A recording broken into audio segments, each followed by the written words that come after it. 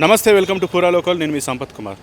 తెలంగాణ రాష్ట్ర వ్యాప్తంగా ప్రస్తుతం సింగర్ మంగ్లీకి సంబంధించిన సంఘటన అయితే ఆసక్తికరంగా మారింది. ఎందుకంటే ఆ సింగర్ మంగ్లీకి సంబంధించి ఆమె సోదరుడు అలాగే రమావత్ మధు అనే ఒక వ్యక్తి కూడా దాదాపు 10 నుంచి 15 కోట్ల రూపాయలు మైక్రో ఫైనాన్స్ పేరుతోటి వసూలు చేసి మోసం చేశారు అంటూ కూడా అడ్వకేట్ సుబ్బారావు ఆధ్వర్యంలో పంజాగుట్ట పోలీస్ స్టేషన్లో కేసు అయితే నమోదు చేశారు.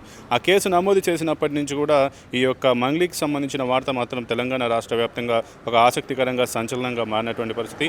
ముఖ్యంగా మంగ్లీకి సంబంధించి మంగ్లీ మీడియా ముందుకు వచ్చి తనకు ఎటువంటి సంబంధం లేదు, మైక్రో ఫైనాన్స్ పేరు నేను తాను మొదటిగా వింటున్నాను, దానికి నా తమ్మునికి ఎటువంటి సంబంధం లేదు అంటూ కూడా ఆమె చెప్పినటువంటి పరిస్థితి. ఎందుకంటే మంగ్లీ సోదరుడికి సంబంధించినటువంటి ఒక పెద్ద ఎత్తున డబ్బుల కట్టలతో ఉన్నటువంటి వీడియో ఒకటి బయటికి రావడం, దాంట్లో మంగ్లీ సోదరుడు ఉన్నాడంటూ కూడా వార్తలు రావడంతో ఆమె మీడియా ముందుకు వచ్చి దాన్ని అయితే క్లారిఫై చేసేటువంటి పరిస్థితి అయితే చేసింది. ఆ తర్వాత అడ్వకేట్ సుబ్బారావుకు సంబంధించి అడ్వకేట్ సుబ్బారావుకు తరపున పెద్ద ఎత్తున బాధితులు కూడా అతని దగ్గరకు వచ్చి మాకు మేము ఇంత పెద్ద మొత్తంలో డబ్బులు పెట్టాం, మమ్మల్ని మోసం చేశారు, ఎవరైతే రమావత్ మధు అలాగే మంగ్లీ సోదరుడు ఆ మంగ్లీ కూడా ఇందులో ఇన్వాల్వ్ అయి ఉన్నారు, మాకు న్యాయం చేయండి, మేము న్యాయం కోసం వస్తే మమ్మల్ని బెదిరిస్తున్నారంటూ కూడా వారైతే మీడియా ఎదుటకు వచ్చి చెప్పినటువంటి పరిస్థితి. ఈ నేపథ్యంలో మంగ్లీ కూడా దానికి వచ్చి తాను మైక్రో ఫైనాన్స్ అంటేనే తెలియదు అంటూ చెప్పినటువంటి మంగ్లీ ఆ తర్వాత దాంట్లో తన సోదరుడు ప్రమేయం లేదని అలాగే రమావత్ మధుకు తాముకు ఎటువంటి సంబంధం లేని కేవలం ముఖపరిచయాలు మాత్రమే ఉన్నాయి తప్పించి ఈ రమావత్ మధుకు సంబంధించిన వ్యవహారాలు కూడా మాకు ఎటువంటి సంబంధం లేదు, జోక్యం లేదు అంటే అయితే ఆమె క్లారిటీ ఇచ్చినటువంటి పరిస్థితి.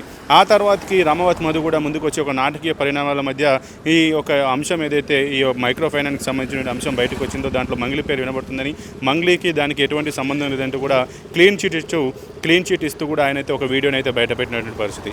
ఈ నేపథ్యంలో మంగ్లీకి సంఘీభావంగానైతే కొంతమంది లంబాడి సంఘానికి చెందిన వ్యక్తులు కూడా మీడియా ముందుకు వచ్చి కేవలం వారి సప్రయోజనాల కోసం మంగ్లీని పేరును బయటికి తీసుకొచ్చి ఒక ఫేమ్ అటెన్షన్ చేసుకుని ఈ యొక్క సమస్యను పరిష్కరించుకునే విధంగా కావాలని మంగ్లీ మీద ఆరోపణలు చేస్తున్నారంటూ కూడా వారైతే చెప్పినటువంటి పరిస్థితి. ఈ నేపథ్యంలో ఈరోజు ఫిల్మ్ నగర్లో movie artist association secretary Sampath Nayak అయితే మంగ్లీకి తాత్కాలికంగా మూవీ ఇండస్ట్రీ నుంచి బ్యాన్ చేయాలంటూ కోరుతూ ఏదైతే ఫిల్మ్ ఇండస్ట్రీకి సంబంధించి ఫిల్మ్ అసోసియేషన్ కూడా కంప్లైంట్ అయితే ఇవ్వడం జరిగింది. ఎందుకంటే మంగ్లీ ద్వారా మంగ్లీ పేరుతోటి బాధితులు అయితే మోసపోయారు, ఎవరైతే బాధితులు మోసపోయారో వారికి న్యాయం జరిగేంత వరకు కూడా సింగర్ మంగ్లీ పైన అయితే తాత్కాలికంగా ఒక బ్యాన్ చేయాలి, ఆమెను బ్యాన్ విధించాలంటూ కూడా ఆయన అయితే కోరినట్టు పరిస్థితి. ఏదేమైనా సింగర్ మంగ్లీ వ్యవహారం మాత్రం ఇప్పుడు తెలంగాణ రాష్ట్ర వ్యాప్తంగా ఆంధ్రప్రదేశ్ రాష్ట్ర వ్యాప్తంగా కూడా ఒక సంచలనంగా మారింది.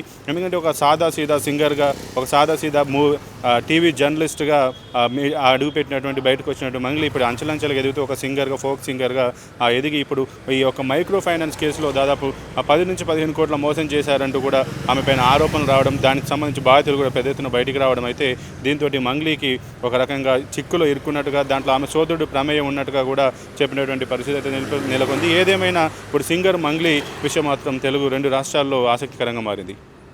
మంగ్లీ గారికి ఎవరైతే బాధితులు ఎవరైతే ఉన్నారో వాళ్లకు పూర్తి బాధ్యత జరిగే వరకు ఇటు తెలుగు ఫిలిం ప్రొడ్యూసర్స్ కావచ్చు, కానీ ఇటు ఏవైనా event organisation like Shreyas media కానీ లేకపోతే యూవీ మీడియా కానీ ఇటువంటి ఏ సంస్థలు ఎవరైనా ఉన్నా కానీ మీ సినిమాలన్నీ చూసేటి పేద బిడ్డలే.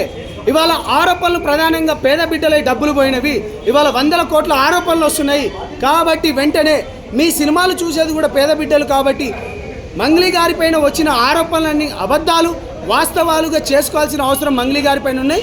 అప్పటి వరకు మంగ్లీ గారిని తాత్కాలికంగా ఎటువంటి ఈవెంట్ కానీ ఎటువంటి సినిమాలకు కూడా ప్రోత్సహించవద్దని ఇవాళ ఒక బంజారా బిడ్డలుగా లేకపోతే ఒక తెలంగాణ నాయకులు లెక్క ఇవాళ ఇక్కడ ప్రొడ్యూసర్ కౌన్సిలింగ్కి రావడం జరిగింది. లేదు కాదు కూడదంటే తదుపరి కార్యాచరణ తెలంగాణ బిడ్డల గురించి సినిమా ప్రొడ్యూసర్కి బాగా తెలుసు, అది వేరే రకంగా పోతాని నేను హెచ్చరిస్తున్నాను.